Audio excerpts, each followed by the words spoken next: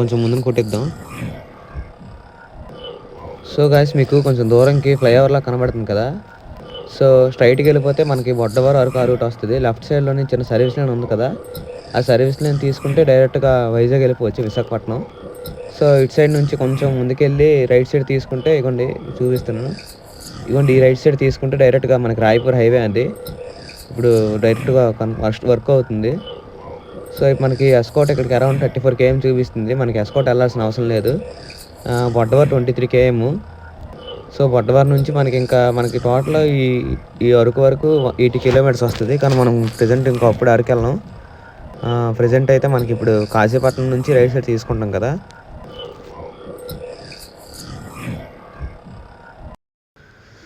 So guys మనమైతే ఇప్పుడు నరవ వచ్చేసాం. నరవ క్రాస్ అవుతున్నాం. నరవ నుంచి ఇంకొక 20 అలా 21 అలా వస్తుంది.